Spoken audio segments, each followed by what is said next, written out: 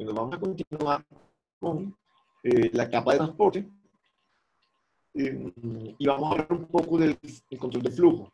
En la sesión anterior, que tuvimos que ver con la capa 4, vimos las generalidades del protocolo, de los protocolos que funcionan en esa capa, y vimos el protocolo TCP y el protocolo UDP. El protocolo UDP, simplemente nosotros colocamos la información en ese protocolo que añade el encabezado, y de ahí de una vez va a los paquetes, y los paquetes van a la red. O sea, es un protocolo donde no se garantiza nada.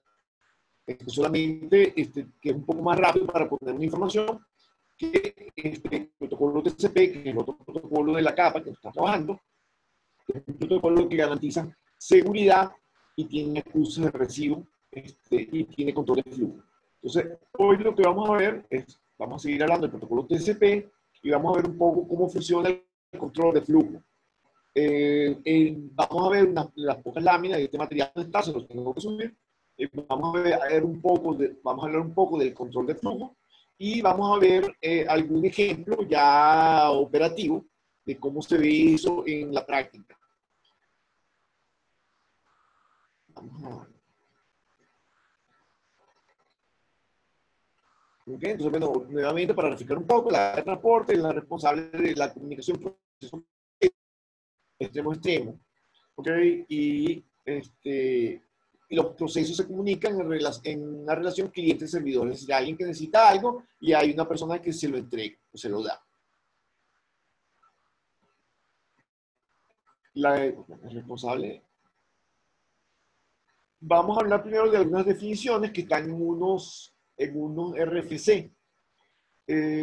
Hablamos que el proceso TCP, el protocolo TCP, utiliza datos que se llaman segmentos. Entonces, todos los datos que utiliza TCP se van a llamar segmentos. En el caso de UDP, no hay un nombre específico para los datos que van, que lleva ese protocolo. Pero en el caso del TCP sí, porque como él controla flujo, pues entonces estos segmentos son los que permiten montar el mensaje. Hay algunos valores que son estándar. No quiere decir que se utilicen, pero a veces si no están, digamos, si yo no los programo, no los configuro, pero bueno, tienen unos valores típicos. Por ejemplo, el maximum segment size, y ya vamos a ver por qué esto es importante, tiene un valor de 576 bytes, sin cabeceras. Entonces, ¿eso qué quiere decir? Quiere decir que yo tengo no un paquete, el segmento puede tener o un datagrama, que ya sería como lo que manda la capa 3, le quito el encabezado de capa 3 y le quito el encabezado de capa 4, y entonces me queda cuántos bytes yo llevo. Y ese valor es 576. Entonces, si yo ese valor le quito esos 40 bytes, me da que los datos son 536 bytes. Te van a decir, bueno, pero esos son poquitos bytes. Sí, pero no quiere decir que eso sea lo que entra, sino que yo comienzo con esos valores. Esos valores, ahora en la medida que veamos cómo funciona el control de flujo, pues vamos a poder entender por qué esos primeros valores son bajos. El valor del máximo tamaño de segmento, el MSS, depende de la red, depende de la tecnología. Cuando hablábamos en la charla de IPv6, el profesor Wilfredo les hablaba de que IPv6 lo que hace es que simplemente averigua cuáles son los tamaños de paquetes que se requieren para toda la línea y simplemente ir al comienzo decide cuál va a ser el tamaño del paquete que va a mandar, de manera que no haya fragmentación en el medio. Entonces, en cierta forma, eso es una evolución histórica de lo que tenemos en IPv4. Y entonces, los valores que tenemos de algunos parámetros que están en los RFC, fíjense que este RFC tiene un número bajito, que ese valor es histórico. ¿Okay? Yo se lo puse el número bajito porque es con lo que salió de Internet. En el tiempo ha cambiado, y de eso vamos a hablar un poco más adelante ahora, cuando hablemos más sobre el control de flujo. Hay unos parámetros que tienen que ver con cómo manejamos el control de flujo. Y entonces, hablamos del RMSS, que es cuál es la ventana máxima o cuál es el tamaño máximo de paquete que el receptor está dispuesto a aceptar, ¿okay? O el tamaño máximo del segmento. ¿Okay? Digamos que hay una relación entre el paquete y el segmento, estaría la cabecera. ¿Por qué está eso? Fíjense que tanto para el emisor como para el receptor. Porque el control de flujo tiene que ver, el control de flujo es simplemente que yo voy a mandar unas cosas, voy a mandar una información y el receptor tiene que ser capaz de recibirlo.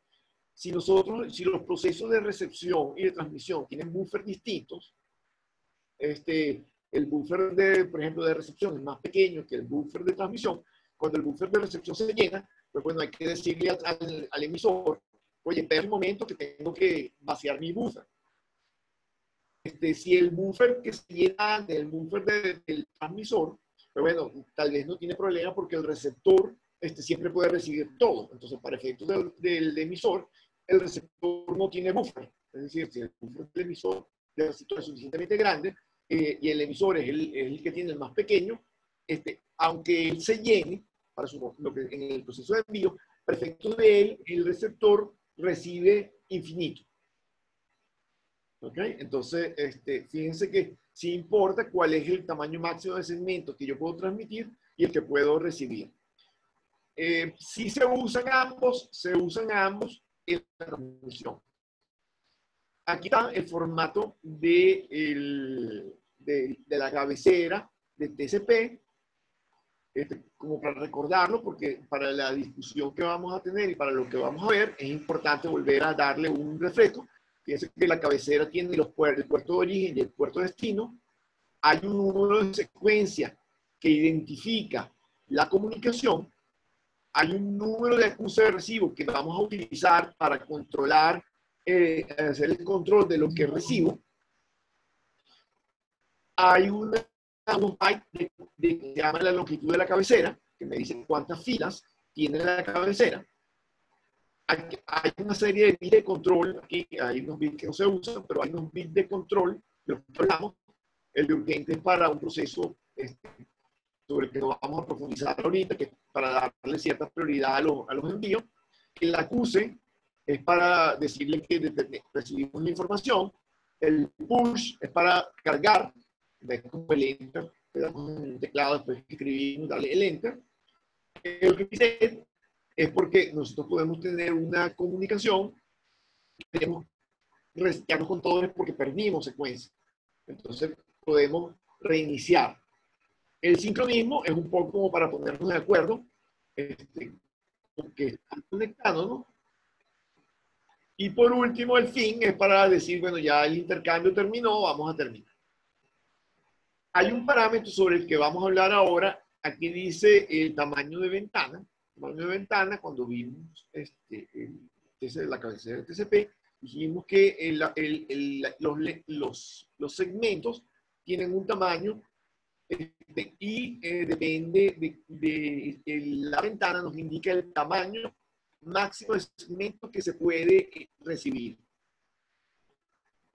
¿Ok? Es decir, al momento de hacer la conexión entre un cliente y un servidor, ellos se tienen que poner de acuerdo cuál es el tamaño de la ventana, es decir, cuánto es la mayor cantidad de datos que yo puedo tener sin confirmar. ¿Okay? ¿Por qué? Porque, bueno, a mí me interesa, imagínense que yo tengo un proceso de envío de datos y espero un acuse. Entonces, yo voy a mandar un dato y espero el acuse. El acuse siempre tarda un tiempo.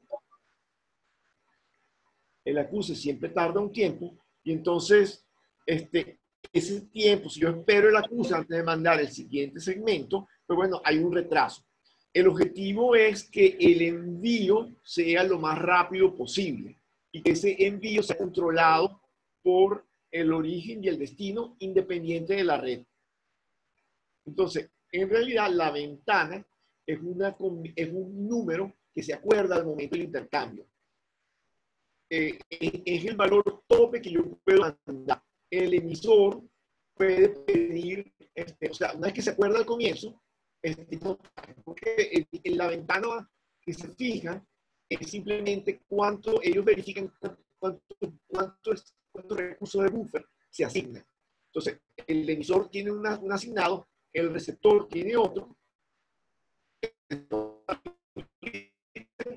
recuerdan cuánto es el valor de la ventana para eso. Es decir, el mínimo de ambos, ese es el valor máximo que yo puedo tener en el tamaño de la ventana. Ojo, la ventana que puede presentarme por ejemplo, el servidor al cliente es distinta a la ventana que el cliente le presenta al servidor, porque ambas transmisiones son independientes, entre comillas. Es decir, puede ser que le esté pidiendo algo al servidor, una película, por ejemplo, y entonces el servidor me empieza a mandar mi streaming y yo no tengo un buffer muy grande y entonces, bueno, puedo ver la película a lo mejor entrecortada. Mientras que el servidor tiene un buffer muy grande y cualquier solicitud que yo le haga es siempre, él se ve como que tiene un buffer infinito para mis efectos. Y eso me lo dice cuando él me contesta. Entonces, el sentido de cuál es el tamaño de la ventana puede ser diferente en la comunicación cliente-servidor que servidor-cliente. Después tenemos un checksum que es para control de seguridad de la cabecera y un apuntador para urgencia del que no vamos a hablar mucho. Digamos que ahora vamos a hablar del tamaño de la ventana, que es con lo que se utiliza para el control de flujo. Entonces, ¿por qué utiliza canales Lisan? Bueno, primero porque garantiza la entrega confiable de datos, asegura que los datos se entreguen en un orden y impone el control de flujo del emisor y el receptor para evitar sobrecarga. O sea, ¿qué es la ventana? Un poco para recordar, que eso lo mencionamos, pero o sea, la ventana es simplemente la cantidad de datos que yo puedo mantener, que puede tener el emisor, que los envió, pero que todavía no le ha llegado a acuse. Porque esa ventana tiene un tamaño, va a ser lo más grande posible, ¿ok? Porque la idea es que el servidor empieza a mandar datos y una vez que la ventana está full, si él no ha recibido acuse, él se para. Ya no sigue mandando, a menos que reciba un acuse. Entonces, dependiendo de los acuses que reciba,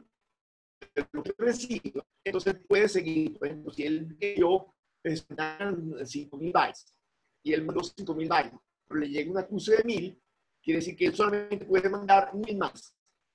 Es decir, para mantener esos 5.000 sin confirmación. Y a medida que le va llegando, si le llega una confirmación de otros 2.000, entonces dice, bueno, ahora puedo subir a 2.000 más.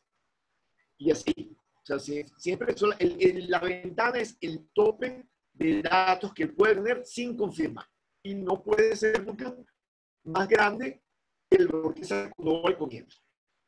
¿Okay? Por eso ustedes cuando lean los libros, a veces se habla de la ventana.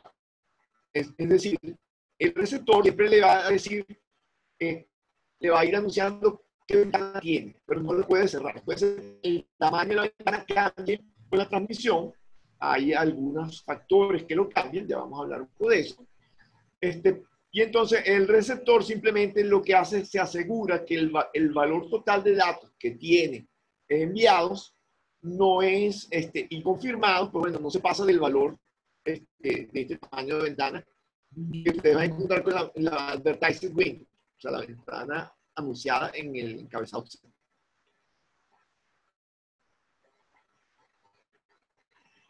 ¿Qué es lo que tenemos? Tenemos una visión del proceso cuando está la ventana en el emisor y una versión del proceso en el receptor. Entonces, ¿qué tenemos en el emisor? El proceso emisor es lo que quiere es transferir datos. Entonces, aquí a la izquierda en esta lámina tenemos un segmento que se está mandando y tenemos una línea que indica cuál es el último byte confirmado. Es decir, este proceso ya mandó la información que está a la izquierda de ese mismo byte confirmado, ya llegó al destino y ya el destino dijo, mira, me llegó bien. Es decir, por eso es que el último byte confirmado. Después tenemos una franja de un color que dice último byte enviado, es decir, él ha seguido enviando datos dentro del tamaño de la ventana y entonces, pero no tiene confirmación todavía de que esos bytes, ese último byte enviado, no lo tiene confirmación de que llegó bien. y él simultáneamente el proceso está escribiendo, está añadiendo a esta lista de envío un byte adicional, que sería el último byte escrito. ¿Okay? Entonces, ¿cuál es la visión del emisor? Bueno, él necesita que el último byte confirmado sea menor o igual al último byte enviado. ¿Okay? Bueno, porque dependiendo del buffer, puede ser que el último byte confirmado sea igual al enviado. Pero si el buffer del destinatario es más pequeño, entonces él está esperando que el destinatario mande una acuse que le diga que recibió una parte para él poder enviar este último byte. O sea, él no puede mandar el último byte escrito si el último byte enviado no es acusado como que llegó bien. O por lo menos, si alguna parte de este segmento azul que está entre último confirmado y último enviado, es acusada, es confirmada como que llegó bien. ¿Ok? Y el último byte enviado es siempre menor o igual al último byte escrito. Es decir, o sea, siempre puede haber por lo menos uno. Esto sería lo que ve el emisor en el caso de la ventana. En el receptor, okay, bueno, la cosa es un poco distinta. ¿Por qué? Porque nosotros decimos, bueno, si TCP manda los paquetes en orden, manda los segmentos en orden, y decir que todo entra bien, porque dice que menos intuitiva por el problema de orden. Bueno, porque eventualmente yo puedo tener problemas en el envío y puedo recibir paquetes no ordenados, es decir, puedo perder algún paquete. Entonces, ¿qué me va a pasar? Bueno, que el último byte leído es menor que el próximo byte esperado. ¿Qué ocurre? Acuérdense que el proceso de TCP, nosotros en general lo hablamos, que el número de la comunicación lleva un número de identificador, que es el número de secuencia, pero el acuse se usa, los acuses llevan información de cuál es el siguiente valor de byte que yo espero. ¿Ok? Entonces, fíjense, el último byte leído siempre es menor que el próximo byte esperado. Justamente porque puede ser que no me haya llegado un paquete con el siguiente byte que yo estoy esperando. Y el próximo byte esperado siempre es menor o igual al último byte recibido más 1. Este más 1 de dónde sale. Bueno, cuando nosotros hacemos el proceso de conexión, si ustedes se acuerdan, el proceso de 3 pasos, ya vamos a ver eso un poco más práctico, un ratito, siempre ese proceso se usa un byte. Entonces ustedes siempre van a ver en todos los ejemplos que él empieza. De repente dice, bueno, el primer byte que mandó la secuencia era el 10.000, pero el otro le contestó 10.001. 10.001, ¿qué significa? Ah, bueno, el acuse 10.001 quiere decir que él espera que el siguiente grupo de bytes arranque en 10.001. Ese 1, ¿dónde está? Bueno, ese 1 viene de que cuando yo hice el proceso de sincronismo, el primer byte como para de inicio. Entonces ya él te está diciendo la cantidad de bytes que me mandaste 1, que es para iniciar el sincronismo. Entonces, por eso es que el último byte esperado siempre es menor o igual al último byte recibido más 1. O sea, porque estoy mandando 10.000, en realidad estoy mandando 10.001. El 1 es el primero que mandé para hacer el sincronismo.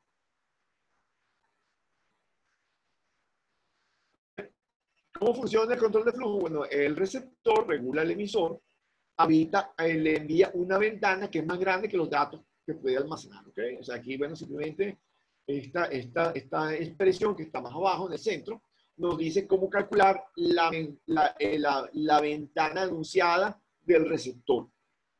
Y eso es lo que le dice al emisor cuánto le puede mandar. El receptor puede en cualquier momento cambiar el tamaño de la ventana. Lo que no puede es cerrar. Es decir, él le puede decir, mira, no me mandes más de tanto o mándame el mínimo. ¿Okay? Porque ese máximo, esos valores anunciados representan la cantidad de buffer que él tiene.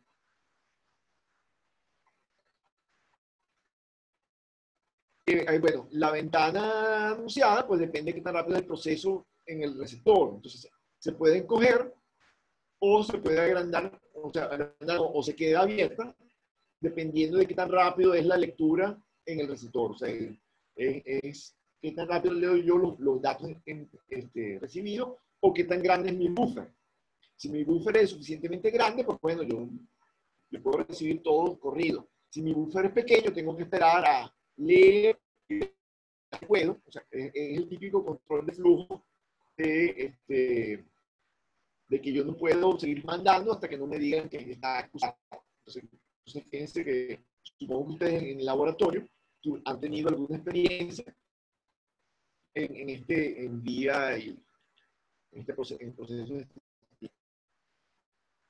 Entonces, ¿qué ocurre en el remitente, el emisor siempre tiene que asegurarse de que lo que él tiene por enviar, o lo que él puede enviar, o el volumen de datos que él puede enviar es el último dato que él mandó, el último byte, menos lo que le confirmaron. Es decir, acuérdense que los datos siempre, los bytes en el archivo van en posición creciente, entonces se supone que el último byte confirmado tiene una posición menor al que voy a mandar ahora.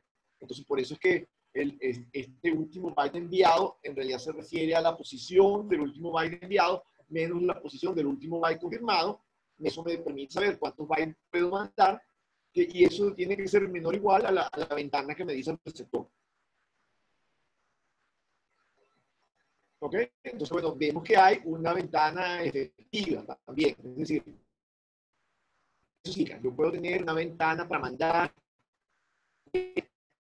de 50.000 bytes. Yo puedo haber mandado 30.000. Profe, puede ir un poco más lento. Además que se le escucha un poquito como entrecortado. No sé si sea su internet o algo. Sí, debe ser porque no Porque ya desde hace varias está... láminas como que no he podido seguirle la idea, pues. Ok, o sea, lo que estoy tratando de explicar es cómo funciona la ventana. La ventana es sencilla de seguir, ya vamos a ver cómo lo vamos a ver. Lo que pasa es que a veces la parte teórica es compleja para explicar, porque nosotros en el día a día ese proceso no lo vemos, no es tan sencillo de ver. Bueno, mejor dicho, es un poco más sencillo con las herramientas que tenemos, pero no es que nosotros estamos pensando, eso es un cálculo que nosotros hacemos, nosotros simplemente ponemos los datos y la aplicación o el protocolo se encarga de mandar. Lo que pasa es que nosotros como ingenieros de telecomunicaciones tenemos que profundizar y entender el proceso. Entonces, estamos hablando de que vamos a hacer un control de flujo, estamos hablando de que hay una ventana para envío de simplemente el valor en byte que el receptor puede aceptar. Ahora, ¿qué ocurre? El emisor, o sea, para que el proceso sea rápido, el emisor empieza a mandar información y espera recibir acuses por lo que mandó. Esa información que el emisor está mandando, como estamos hablando de la capa de transporte y estamos hablando del protocolo TCP, esa emisión de datos la vamos a medir en unidades de datos del protocolo TCP. Esas unidades de datos del protocolo TCP son los segmentos. Entonces, sin embargo, no quiere decir que el número que la ventana representa el número de segmentos que puedo mandar, sino la ventana me dice cuántos bytes puedo mandar. Entonces, el emisor tiene que saber que si yo tengo si a mí me dicen, por ejemplo, que puedo mandar 10, puedo tener 15.000 bytes, pero mis segmentos son de 1460 bytes, entonces yo ya sé que cuando mande 10, llegué a 14.600, y si yo mando 11, ya me pasé de los 15.000 que tenía. Entonces no puedo mandar 11. Tengo que mandar hasta 14.600. ¿Por qué? Porque ya el emisor me dijo que su ventana máxima eran 15.000 bytes. Entonces, yo me voy a acercar lo más posible. Yo puedo tener, sin confirmar, 10 segmentos. Pero el emisor eventualmente podría decir, y eso tiene que ver un poco con el control de flujo. Nosotros hablamos de flujo en condiciones ideales. En condiciones ideales, que bueno, se hace el camino, yo empiezo a mandarlo, y entonces simplemente, dependiendo de los extremos, ahí es cuando hablamos del control de flujo, entonces simplemente yo, el receptor me dice, mira, sígueme mandando, o me dice, alto, espérate, voy a procesar esto, ya puedes volver a mandar. ¿Cómo hace esto? Bueno, simplemente él no para la transmisión, sino que el receptor tiene un algoritmo que le permite decir, mira, mi buffer se está llenando, oye, no me mandes tan rápido. Si me mandas 1460 bytes, no me mandes 1400, mándame 300. Entonces, el emisor baja a 300, que es equivalente al que, o sea, que tiene que mandar 4 o 5 veces más lento un segmento, y después cuando el receptor por fin ya se puso al día, dice, ok, ya vuelve a subirme la ventana, vamos a subir la ventana poco a poco, para que usted pueda seguir mandando. Es decir, TCP no para los envíos, sino que minimiza la velocidad de envío. Eso lo vamos a ver ahora. Bueno, hay un problema en el medio, por supuesto. ¿Okay? TCP nunca va a permitir que ustedes se sobrepasen el valor de la ventana que se acordó para el envío al comienzo. Es decir, si se acuerdan que son 15.000 bytes, el protocolo puedo bajar en lo que transmito, pero nunca puedo sobrepasar los 15.000 bytes.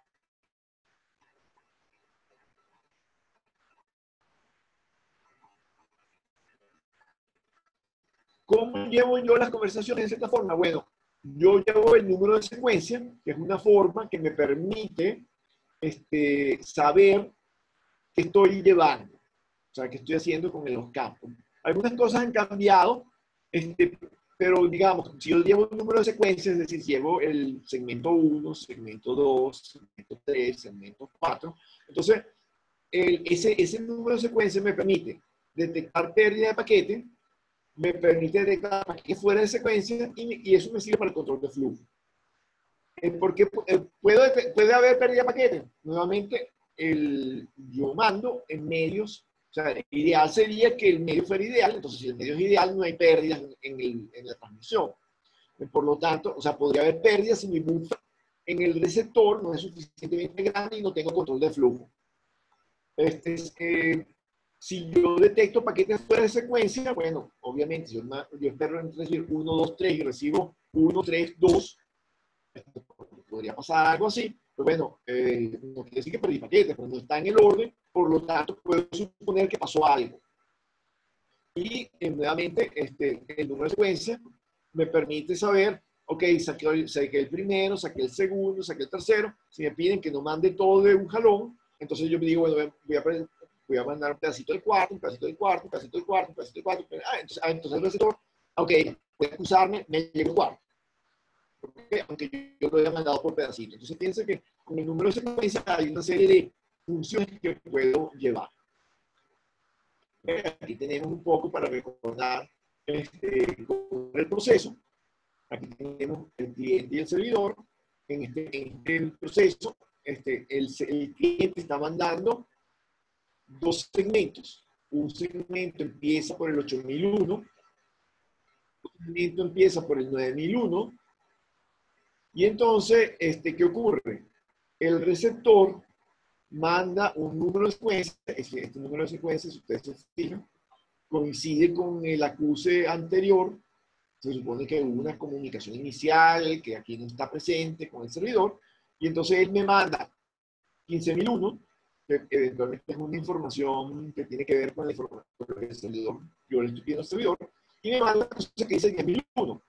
¿Qué significa el acuse 10.001? El acuse 10.001 quiere decir que yo mandé, que la información que mandé en el segmento que empieza por secuencia y en el segmento que empieza en la de 1001, que esos datos fueron recibidos exitosamente. El acuse 10.001 lo que quiere decir, mira, tú me tienes que mandar de tu archivo, de los bytes que me estabas mandando, el siguiente byte en el orden tuyo es el 10.001.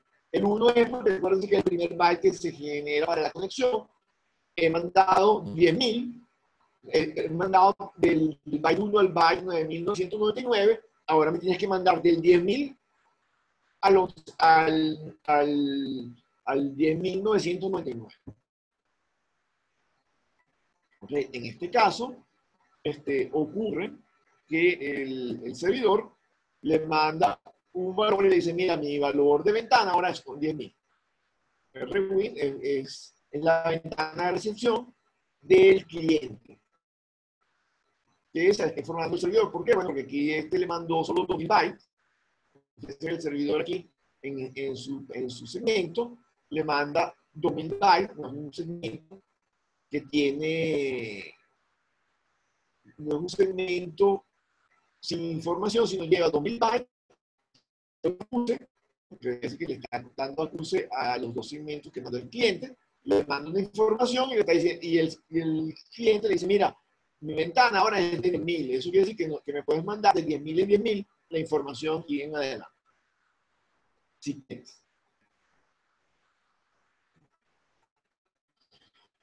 ¿Qué pasa con el número de secuencia? Bueno, son 32 bits, por supuesto que ustedes saben, si pongo un código de 32 bits, uno dice, bueno, eso es infinito, pero en realidad, con los tamaños crecientes de archivo, no es infinito. Entonces, quiere decir que puede haber, podría, así como yo estoy mandando un dato, si el archivo es muy grande, pues bueno, eventualmente yo podría comerme los números de secuencia y podría tener una secuencia, un número de secuencia repetido con archivos muy grandes. ¿Okay? Entonces, ¿cómo recibimos? ¿Cuáles son los mecanismos de prevención de TCP? Bueno, resulta que los tiempos, los paquetes TCP, los segmentos TCP tienen un tiempo máximo de vida de 120 segundos. Esos son 2 minutos.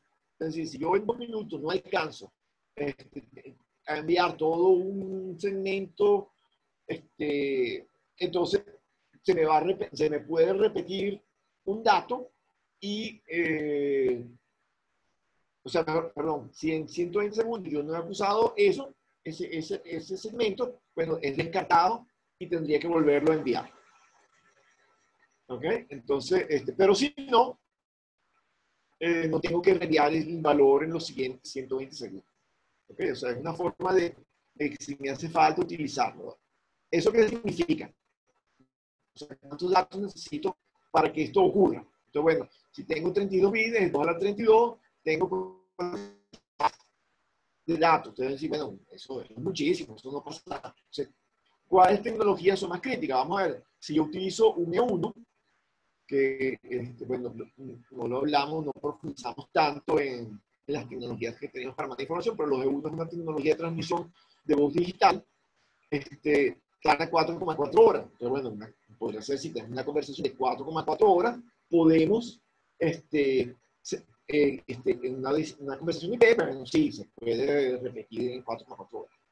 Si uso Ethernet, es decir, un envío de un archivo en una red de Ethernet de 10 megabits, de las originales, pues en 57 minutos se logra. Un T3 es un tren de transmisión, tiene más velocidad, son 45, tengo 13 minutos. Una red Ethernet de 100 megabits en 6 minutos. Un STM1, que es una unidad de transporte óptica, 4 minutos. En gigabit Ethernet, que son 1000 megabits por segundo, 33 segundos. Y en un enlace óptico de 2,5 gigabits por segundo a 12 segundos. O sea, fíjense que dependiendo de la tecnología con la que transmito, pero bueno, si es posible que yo necesite sobreescribir mi número de secuencia.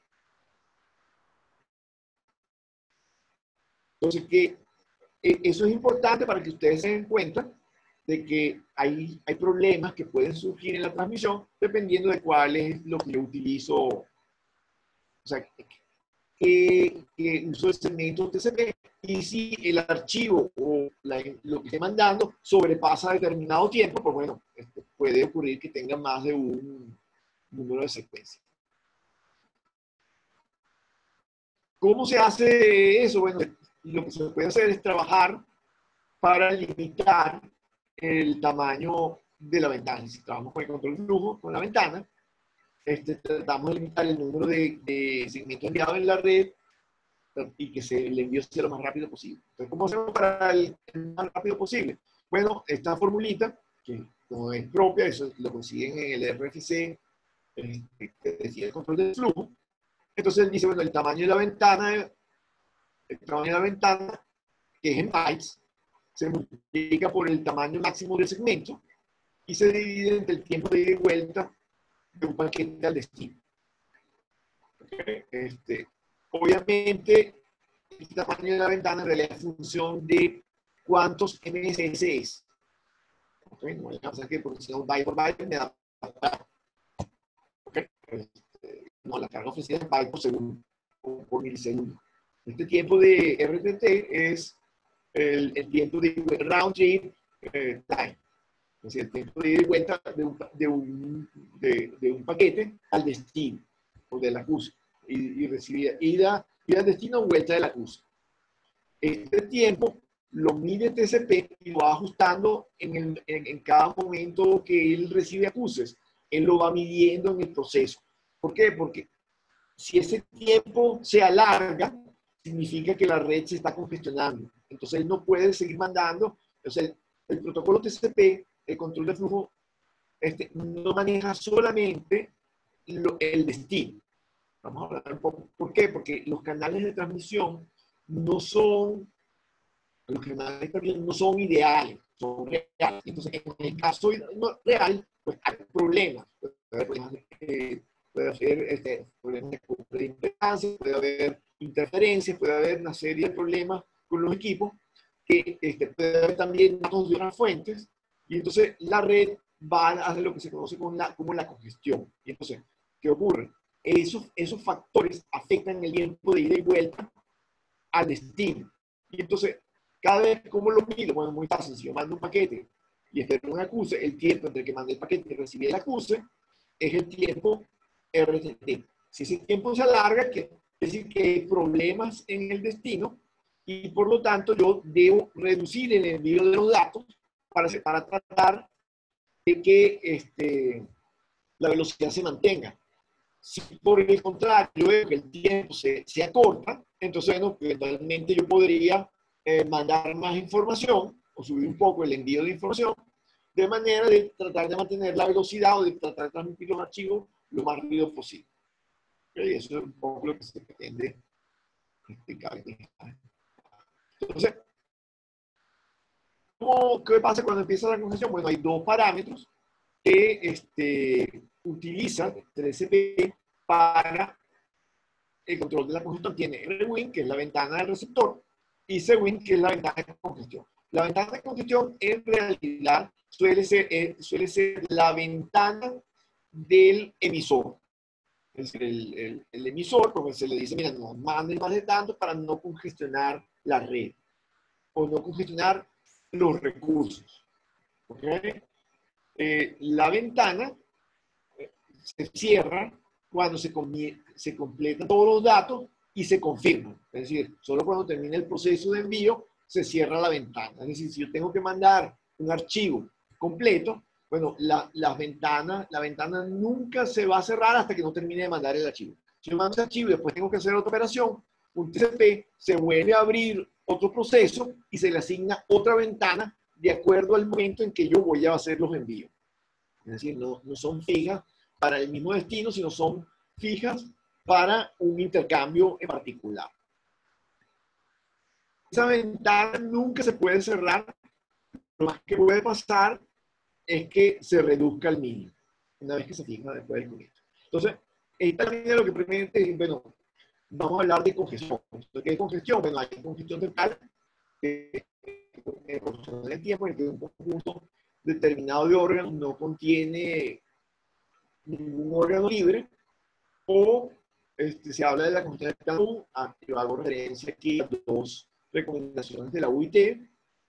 El plano 1, el plano sale de un servicio con retransmisión de trama, se produce cuando el tráfico que llega a un recurso, por ejemplo, en los recursos pueden ser memoria, aquí dice ancho de banda, ok, procesador rebasa el nivel de diseño de la red.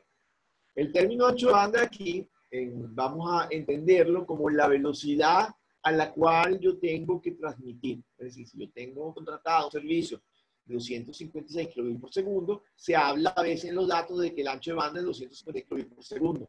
Usted va a decir, bueno, pero yo de comunicaciones, donde estoy viendo que el ancho de banda es el valor entre la menor frecuencia que puedo transmitir y la mayor que puedo transmitir. ¿Okay? En inglés, cuando ustedes revisen el material, este ancho de banda que usamos aquí, en realidad, usan el valor de throughput, que es la velocidad de transmisión. ¿Okay? En realidad lo que se contrata es la velocidad de transmisión. Lo que pasa es que, bueno, el lenguaje que nosotros utilizamos es ancho de banda. Entonces, sí es importante que ustedes mantengan ese concepto claro. Entonces, ¿cómo se afecta cuando hay congestión? Bueno, hay dos tipos de retardo, ¿ok?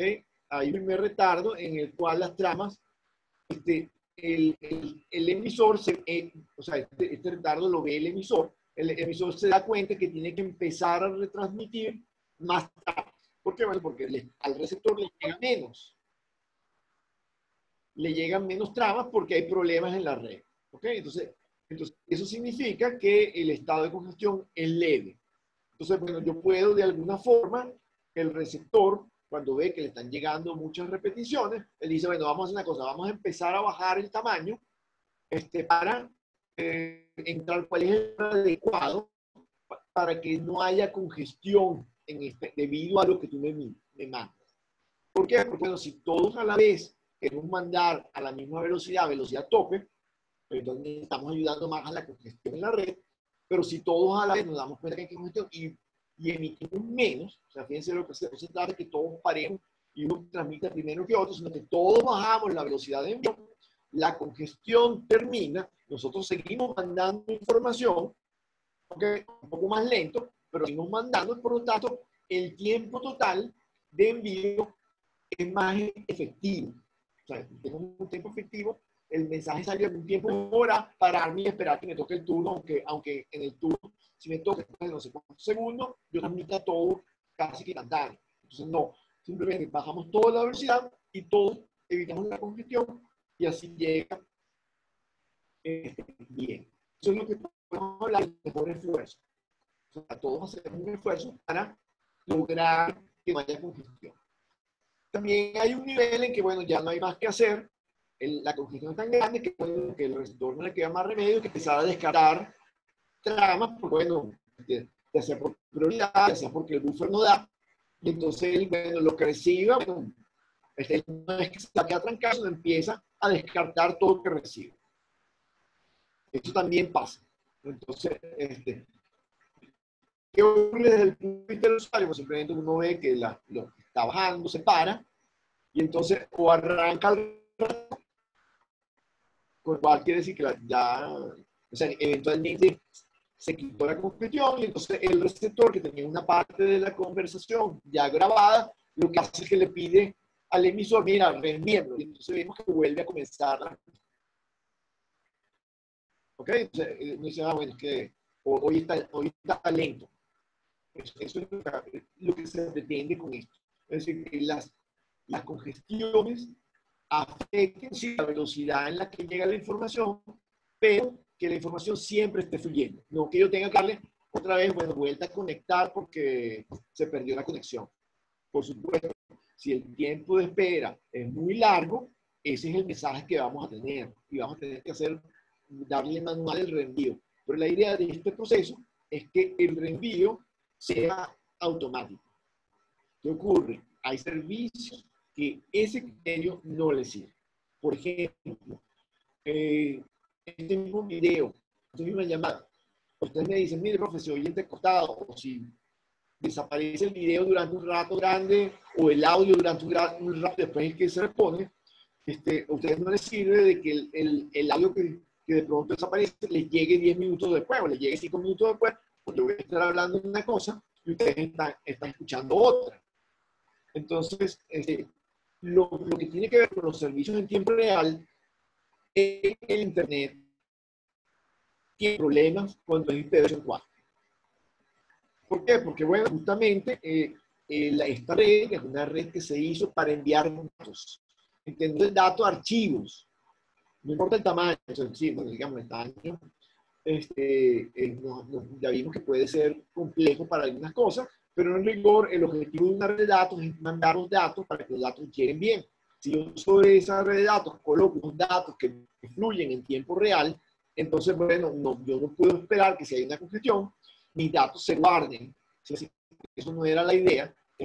Tampoco está previsto que me manden a decir, mira, espérate porque no hay en este momento congestión, entonces aguántate, no sigas hablando. Sino que uno está hablando y la realimentación, pues bueno, es que o se cayó la llamada o uno ve de pronto que la película se para y uno dice, ¿esto qué pasó?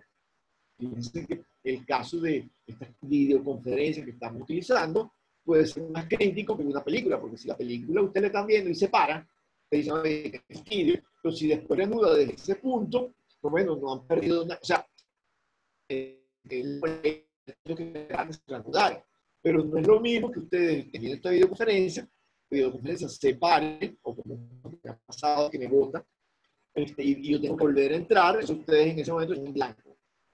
Entonces se pierde, digamos que el usuario califica la pérdida y las pérdidas para determinados servicios pueden ser críticas.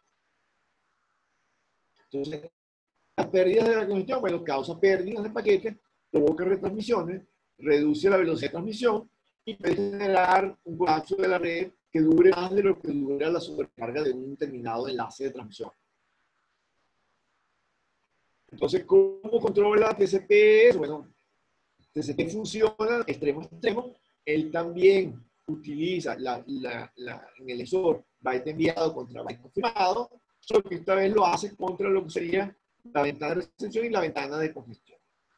Y entonces la traza de transmisión para congestión es la ventana de congestión entre el tiempo de ida y vuelta. Este tiempo de ida y vuelta nuevamente es variable, ya les voy a demostrar que es variable.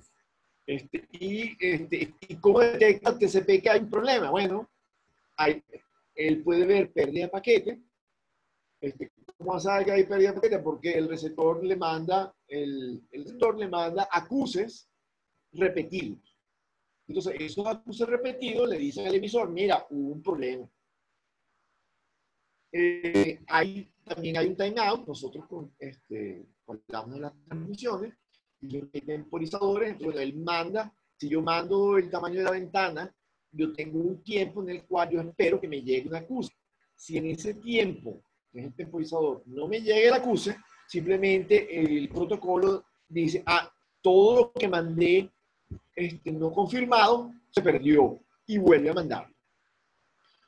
También hay una forma de pedirle que el receptor le pida determinados paquetes. ¿Cómo hace? Bueno, si él manda 3 acuses repetidos y le dice cuál es el segmento que requiere que le envíen, pues el emisor no tiene que mandarle todo lo que está por acusar, todo lo que está por confirmar, sino le manda solamente la parte no confirmada. Y entonces eso es más eficiente.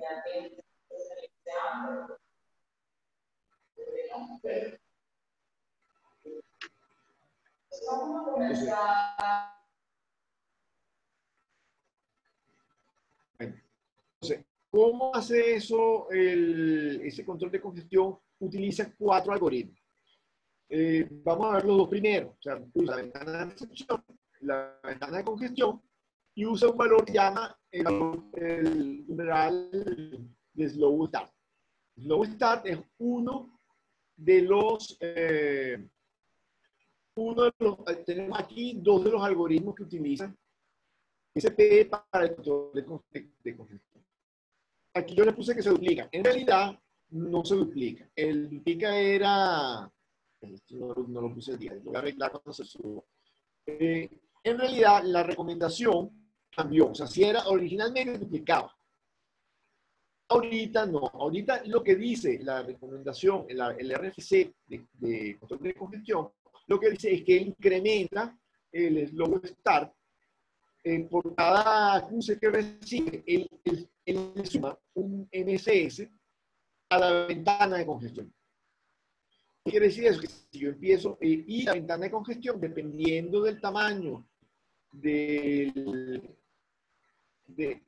la ventana de congestión, dependiendo del tamaño máximo del segmento que yo voy a mandar, entonces la recomendación, pues bueno, le dice, bueno, si usted va a hacer una red, tiene una ventana de congestión, perdón, un valor máximo de segmento mayor de 2190 bytes, use 2 por el valor de NSS con la ventana inicial.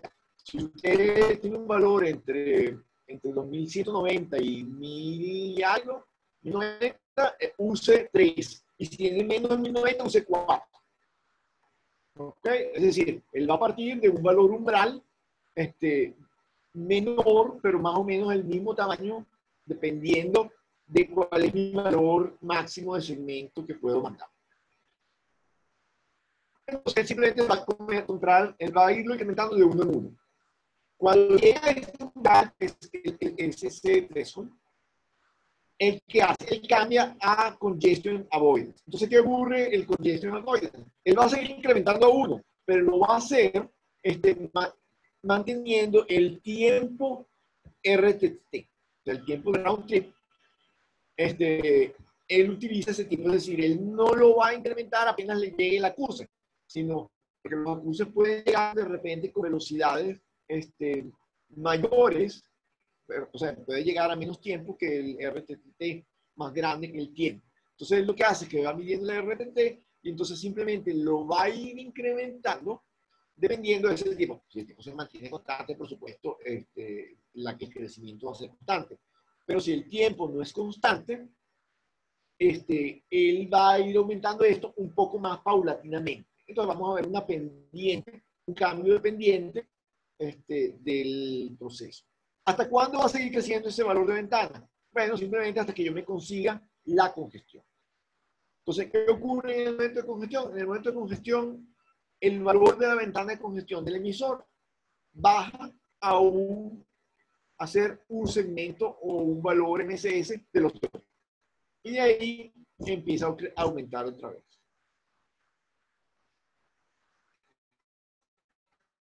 Aquí tenemos un ejemplo gráfico para que ustedes lo vean. Tenemos en el eje vertical, tenemos segmentos transmitidos y en el eje horizontal tenemos el número de veces que yo transmití.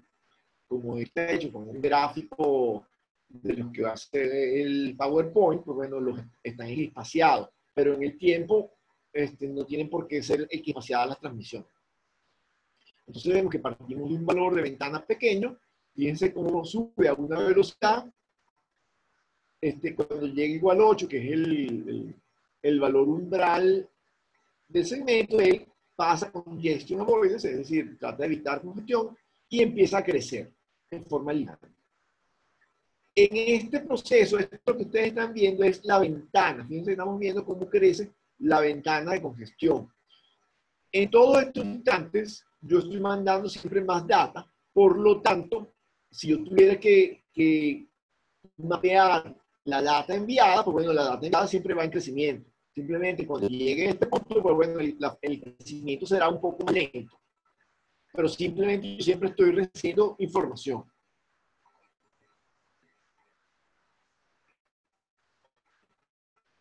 ¿Qué ocurre? Después que ¿cómo hago yo para recuperarme cuando hay después de una congestión? Entonces, cuando hay una congestión, o sea, él empieza nuevamente, él baja a un mínimo y empieza con slow start o con congestion avoidance. Pero ¿qué ocurre? También puede ser que me dé cuenta de congestión antes de que llegue a ella. ¿Y cómo ocurre esto? Bueno, simplemente si recibo varios acuses duplicados.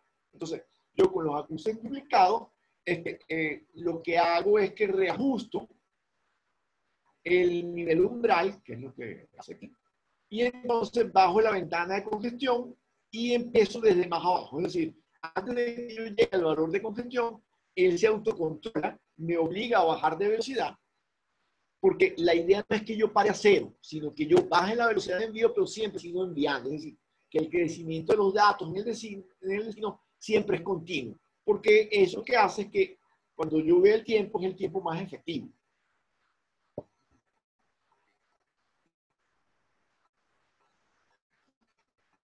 ¿Eso qué quiere decir? Quiere decir que nosotros, si vemos cómo cambia la ventana en función del tiempo, pues lo que vamos a ver es algo de esta forma.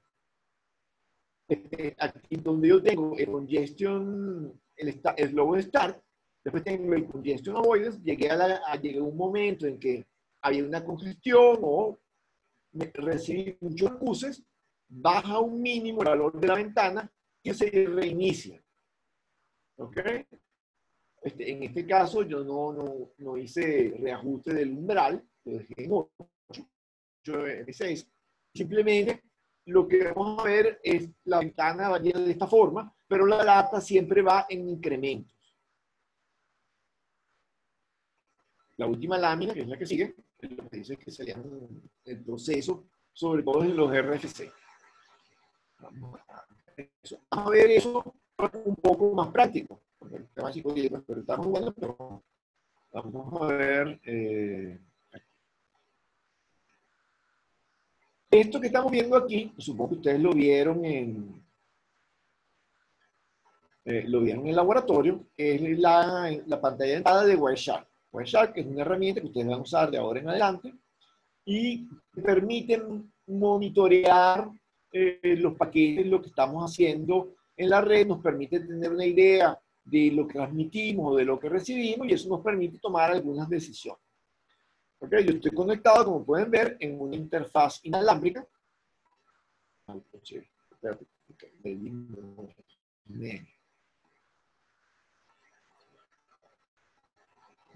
Pantalla. Disculpen, pensé que estaban viendo. Ok.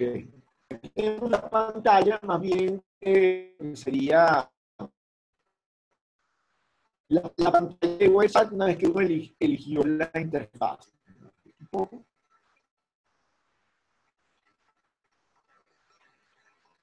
No sé. ¿Ustedes la han utilizado en el laboratorio o solo la han visto de lejos? Sí, lo hemos usado. La han usado, ok. Este WebShark, el mío, está configurado para que yo le puse de que él me dé información de las direcciones cuando pueden. Entonces, por ejemplo, todo lo que ustedes ven a la izquierda que dice en Source, dice Zoom, es simple la conversación que estamos teniendo ahora. Entonces, eso nos permite, si ustedes quieren ver la conversación, podríamos hacerlo. Fíjense que esa conversación está en un EP. Usa protocolo EP, justamente porque si usara TCP sería un problema para la velocidad. Si tiene que esperar los acuses para enviar, sería muy lento. Si yo tuviera un buffer suficientemente grande, a lo mejor no importa, pero en general los servicios en tiempo real, o IP o video IP se usa en UDP, considerando que si las pérdidas son muy grandes, bueno, ahí puede ser complejo. Ahí entonces ya se corta la comunicación y uno no sigue trabajando. Un momento, vamos a volver a dejar de compartir. Sí, a ver si tengo aquí.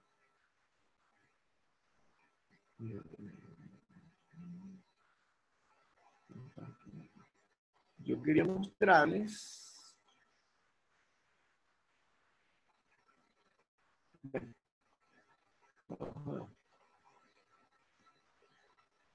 Compartir.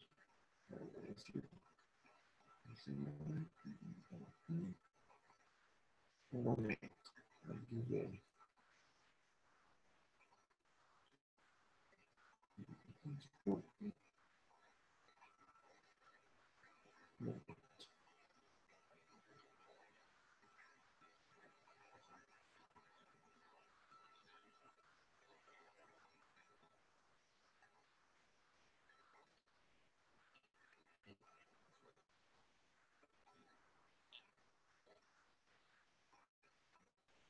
Profesor, una pregunta. Varios profesores nos han dicho que como va a haber verano, se va a cortar la duración de algunas materias, pues se va a procurar terminar en semana 15. Entonces, ¿qué va a pasar con Telemática 1? O sea, ¿la planificación se mantiene tal cual o va a haber algún cambio? No, nosotros en principio llevamos la misma. Mira, nosotros tenemos previsto el último parcial la semana 15, creo que es, la 14. El objetivo es que hay hay una instrucción que aquellas materias que puedan terminar para el 31 de julio terminen. Aquellos que no, nosotros estamos planificados para terminar, yo no recuerdo exactamente, pero yo creo que la idea era la primera semana de agosto, ser el último parcial. Yo tengo que tener de mandarles un trabajo final que es para la semana final, justamente la semana del 14 del 15 de agosto. Entonces, en realidad, eso lo podemos hacer. Si hay algunos que tienen materia virtual o hay unos laboratorios que eventualmente ya terminar, es un laboratorio que listo, podrían eventualmente terminar antes, porque además los laboratorios no tienen reparación. Mientras que las materias, por ejemplo, temática U tiene reparación, entonces, bueno, en la semana de reparaciones habrá reparación. Yo espero que no te llegue, pero bueno, podría ser el caso. Entonces, nosotros vamos a seguir con la programación y no vamos a cambiar. O sea, Chévere, profe. hay algunos que Entonces, le da para terminar antes, bueno, chévere para él. Pues nosotros vamos a mantener la programación que tenemos. ok. Profe, entonces el parcial más o menos sería en semana 14, 15. Sí, en Eh, la fecha que está puesta. ok, ¿cómo va a ser la metodología del parcial? Eh, Mira, por ahora lo que yo tengo previsto es que sea de desarrollo. Yo les doy, lo ponemos público y ustedes tienen, no sé, 3 o 4 horas para devolver. Chévere, profe. O sea, o 2 o 3 horas, pero en principio va a ser para la casa y va a ser de desarrollo. Sí. Pues, si tiene alguna pregunta, bueno, no sé, déjame terminar de ver qué es lo que he hecho hasta ahora, pero en principio no debe ser muy distinto a lo que ya hice en el primero. O sea, Ok. pero va a ser más de desarrollo que de preguntas. Eso sí, eso sí. Entonces, déjenme, bueno, yo les voy a mostrar ahora, vamos a compartir la pantalla.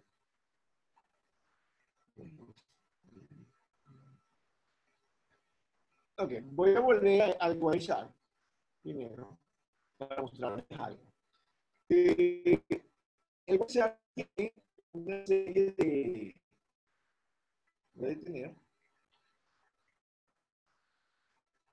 de herramientas que podemos utilizar. Entonces, nosotros estamos hablando ahora de TCP, digamos que, fíjense que aquí a la derecha vemos que la columna vertical no tiene casi problema, de suerte, hemos tenido. Y entonces, no hay ninguna, bueno, esta está aquí corresponde a que yo estuve en una reunión antes. Entonces, me voy a buscar dónde está, déjenme bajar un poco mejor. A la de nosotros. Entonces, si yo llego aquí y le digo analizar, quiero seguir, flujo, bueno, flujo de P. Pues me pone esta pantalla, yo la voy a cerrar. Y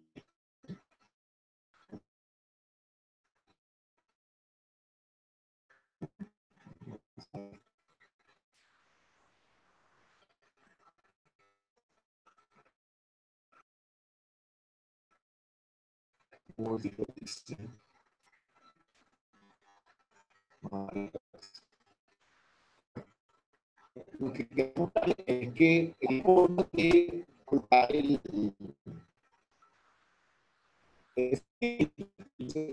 analizar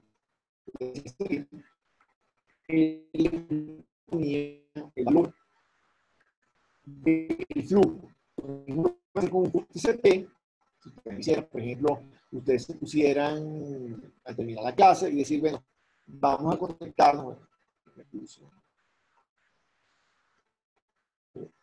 Perfecto. Vamos a analizar.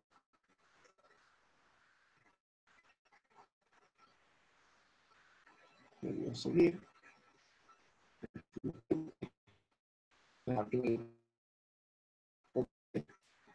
Eh,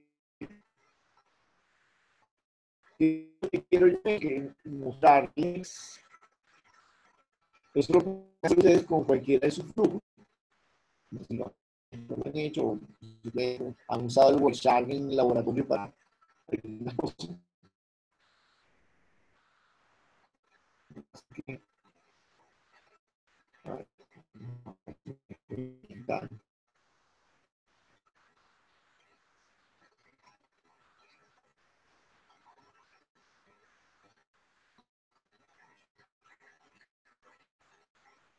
En esta pantalla algo así como una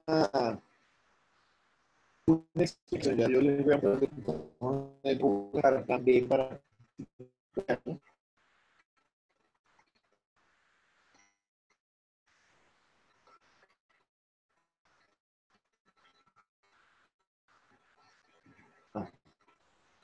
Se va a dejar cerrar. Entonces tenemos la conversación completa. Si yo voy al comienzo, yo debería poder ver, no sé por qué está, pero bueno, debería haber podido ver la conexión al servidor de Zoom.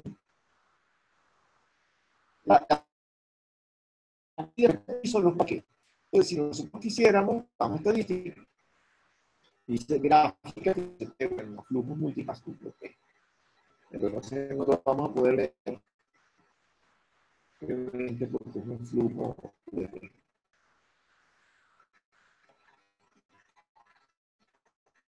aquí no podemos ver los flujos que había.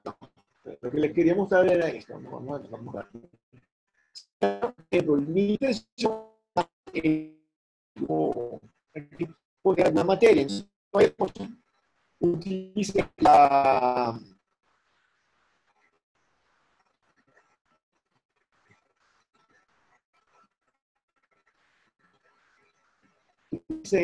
materia del profesor Luis Fernández.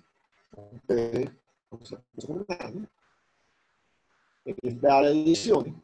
Y los que están son que ellos vieron en internet, después la tienen en YouTube, pero un servidor de la que es la central. Entonces, yo simplemente lo que hice fue, me bajé y empezar a reproducir el video, y en la reproducción con WhatsApp, identifiqué la dirección del video, aquí, o sea, la dirección de 274, 55, 44, eso significa que es el puerto 243, si es un flujo TCP. Entonces, simplemente yo lo que hice fue, bueno, estuve un ratico viéndolo, después dejé de recibir el archivo, y una vez después que termino el archivo, pues simplemente voy a la primera herramienta de análisis, le digo seguir el flujo TCP, me pongo en ese paquete y entro. Entonces, lo primero que ustedes van a ver de ese flujo, del flujo TCP, es el protocolo de 3 pasos para la conexión. No sé si eso lo vieron en el laboratorio. Y después que uno hace eso, uno pasa a la siguiente parte, que es donde dice estadística. Ustedes buscan estadísticas TCP y entonces les va a poner un gráfico. Ustedes ponen el gráfico de la ventana y dependiendo de lo que les haya ocurrido, pues pueden ver algo como esto. Esto lo que está aquí es el intervalo de tiempo que yo estuve monitoreando la bajada del video, o sea, un ratico, unos 4 segundos, desde 80 segundos, tiempo en segundo, 80 segundos, que es un minuto. Pues entonces, así fue el manejo de la ventana de TCP. Fíjense lo siguiente, primero hay más o menos, casi todos están más o menos bajos los picos, lo cual, lo que pasa es que anoche yo no guardé el material, pero había muchísimo, cuando bajé esta película, ese video, yo tenía problemas en mi internet y entonces, si ustedes ven la data, mi Wireshark me pone en negro, eso sí no lo he cambiado, los paquetes que se tuvieron que reenviar. Entonces, cuando yo reviso esto, si uno busca esto y revisa la secuencia de tiempo, pues bueno, a los 40 segundos de estar monitoreando, que eso se puede revisar cuando no tienen todo el flujo, pues bueno, pues puede ver que hubo problemas. Entonces se ve que la ventana cambia. Vamos a darle un zoom. Fíjense que aquí abajo está el 0, pero este 0 no está exactamente en 0. Vamos a cambiar. Aquí tenemos una ampliación de un sector, como para poderlo ver. Entonces fíjense que en ningún caso, por lo menos en esta bajada, estuvo en 0. Yo tuve un caso anoche, cuando empecé a hacer esto, hubo un momento en que tuve, el internet está inestable y de pronto tuve un vacío. Y ese vacío fue registrado en el flujo. Entonces, simplemente se veía como que venía y el valor de la transmisión bajaba a 0. Y durante un intervalo de tiempo estuvo en 0 y después volvió a subir. Entonces, eso está pasando y nosotros con el Wireshark podemos verlo. Entonces, ¿qué es lo que estamos viendo aquí? Bueno, lo que estamos viendo aquí es simplemente el control de flujo. Hay un mínimo que si lo podemos revisar, fíjense que el primer escalón es a 5000 y está por encima, un poco por encima de 1000. Eso es porque si ustedes revisan, bueno, no guardé el material. El valor, él utiliza un valor de 1460 de MSS. O sea, ese es el valor que yo puedo tener. Entonces, lo que está pasando es que él empieza a mandar segmentos y cuando llega una congestión, o ya sea porque hay una cantidad de él va al mínimo. Y el mínimo siempre un segmento. Este segmento son de 1400 bytes, entonces él me va mandando de 1400 bytes. Aquí fíjense que sube y baja. ¿Eso qué significa? Que subió aquí 1, porque no es más de un SMS lo que va a crecer, y después porque consiguió problemas o había muchos acuses, subió a 2, bajó a 1, subió a 2, bajó a 1. Aquí subió a 2, pero como no hubo mayor cosa, se sumó el valor y llegó a este valor. Aquí detectó una congestión, volvió a bajar, se mantuvo, volvió a crecer. Esto viene porque esto es el mínimo de lo que mandó y el de abajo, o sea, el máximo. Y entonces él sigue. Eso está, el protocolo TCP ha cambiado en el tiempo. El TCP que somos nosotros no es lo mismo que el TCP con el que se quedó. Si ustedes revisan el TCP, van a encontrar de que el original tiene un número distinto y está obsoleto. Y que algunos parámetros que se definen en el que está ahora están cambiados por RFC más nuevos. Entonces, el Internet que nosotros, el protocolo TCP que usamos ahora es el RFC actual con la modificación de algunas cosas que, digamos, desde el punto de vista de cómo se hace, está bien explicado en el RFC, pero que usa unos mínimos que se calculan distintos dependiendo del caso que está escrito en ese RFC que es más nuevo. ¿Okay? Entonces aquí pueden ver el funcionamiento de la ventana en un TCP actual. Yo no tomé los otros parámetros porque pensé que podíamos verlo en línea. Déjenme volver a dejar de compartir y volver a compartir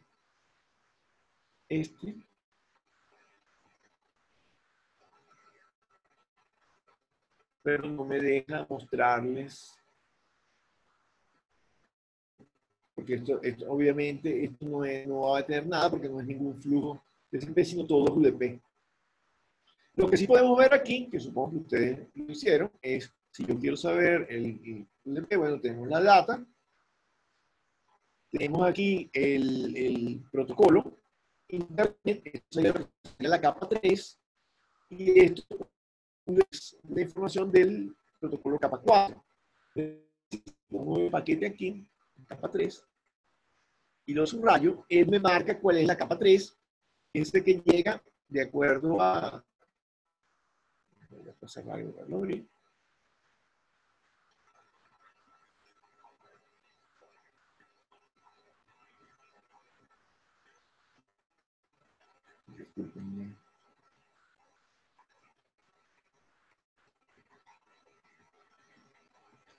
Puedo marcar los campos y él me va mostrando que tienen.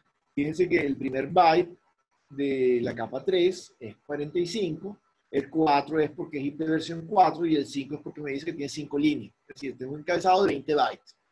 Si yo mido 1, 2, 3, 4, 5, 6, 2, 4, 6, 8, 10, 12 y 4, 16 y 4, 20. Es decir, aquí donde está este E4 debería empezar la capa 4. No sé si es verdad.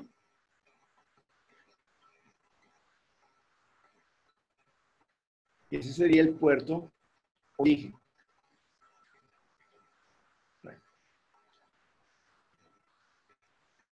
Ese es el puerto destino que es el que está después. ¿Ok? Entonces fíjense que nosotros, utilizando el Wireshark, podemos revisar lo que está ocurriendo. Aquí en el Wireshark, esta línea que está aquí me dice todos los datos que pertenecen a esta conversación. Obviamente, si yo tengo, aquí fíjense que comienza en el primer byte que tengo es este, obviamente en este rango que está aquí no está el establecimiento, pero si ustedes ponen eso en el TCP y lo hicieron con el WhatsApp, pues pueden ver el proceso de conexión, por decir algo, a la página web, ver cómo empieza y cómo termina y no es tan grande, les cabe en pantalla. Y entonces ahí pueden aplicarle en las estadísticas los gráficos TCP de duración de secuencia, usando estos dos criterios, el rendimiento, el round trip time para que vean cómo cambia, y el escalado de la ventana que es el control de flujo. Pero aquí hay otros protocolos que ustedes utilizan. Y una vez que termina, pues si quieren regresar a la expansión, quitan el filtro, y si la captura está habilitada, traten de hacer en su casa es lo que porque van a encontrar algunas direcciones o algunas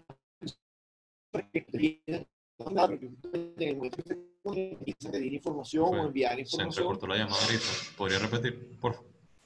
O sea, que ustedes deberían intentar, no sé si se lo dijeron para hacerlo en el laboratorio, pero ustedes deberían intentar en su casa, o sea, conectarse con el Wireshark y después conectarse a su access point o a la red a la que se conectan y entonces ver qué aparece.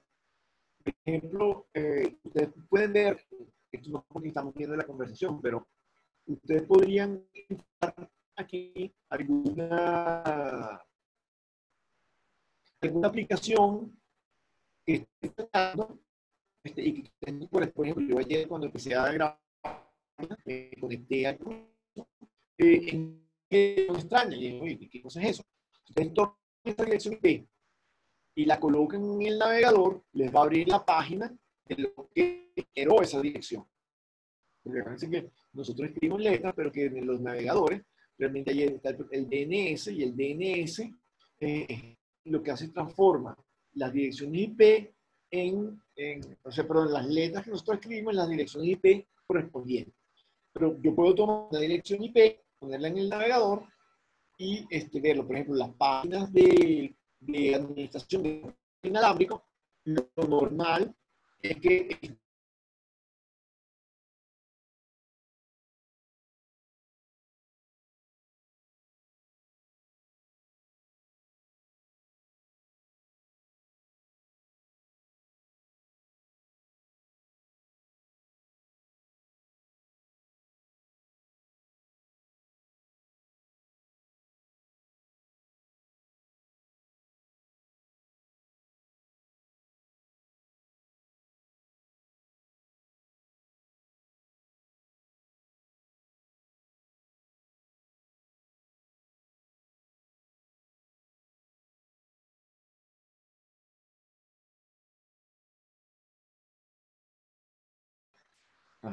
bueno, tuve un blanco.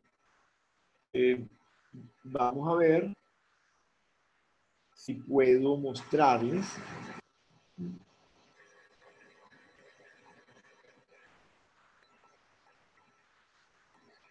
Vamos a cambiar la ventana.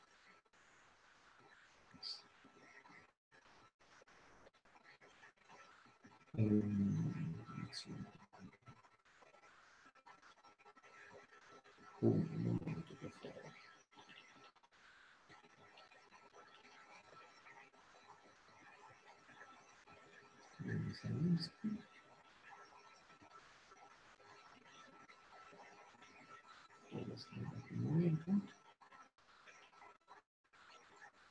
Y voy a volver a compartir la ventana.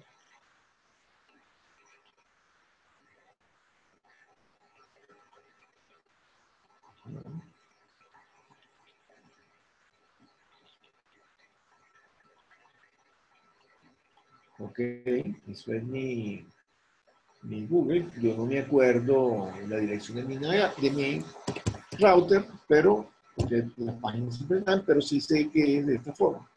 Entonces, 8.2.1.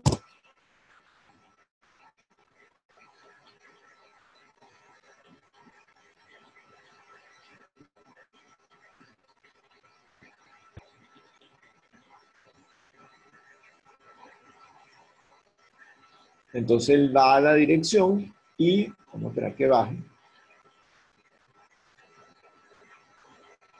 Entonces yo tengo la página de conexión de mi router inalámbrico aquí visible. Y este router en particular me da la información, que las claves están encriptadas, pero me da la información de cómo está en internet. Fíjense, tengo los DNS, que son de Ushuaia, entonces tengo los DNS de CanTV, y esta es la dirección de mi audio. Esta es la máscara del WAN, perdón, esta es la IP WAN, esta es la máscara de su red, y esta es la puerta del enlace del gateway de CanTV al que estoy conectado. ¿Okay? Todo lo que hemos visto en redes, pues bueno, lo tenemos nosotros en nuestra red WAN. A ver si les puedo mostrar otra cosa. También un dato curioso, a ver si me dejan.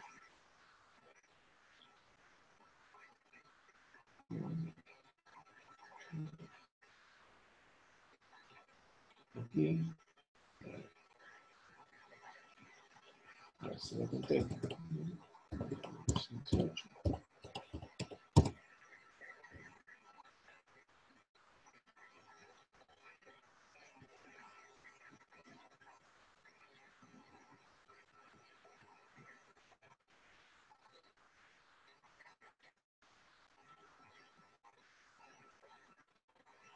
Bueno, y así deberíamos, eso que está ahí es un servicio que tengo, pero no sé si lo voy a poder accesar. Vamos a ver.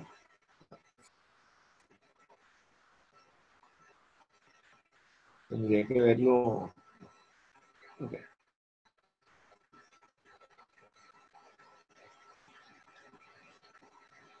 Tendría que desconectar mi Wi-Fi y no voy a hacerlo porque si no se caen ustedes.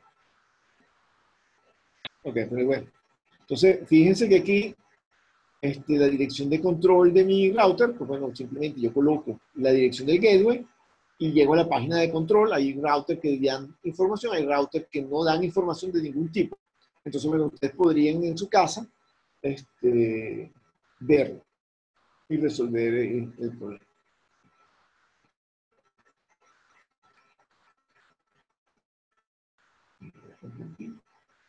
Y bueno, eso es todo por hoy. ¿Pregunta?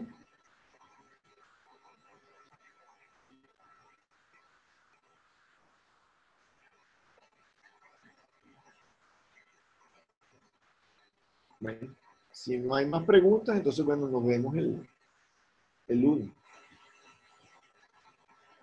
Hasta luego. Luego, profe, cuídese. Hasta luego, profe.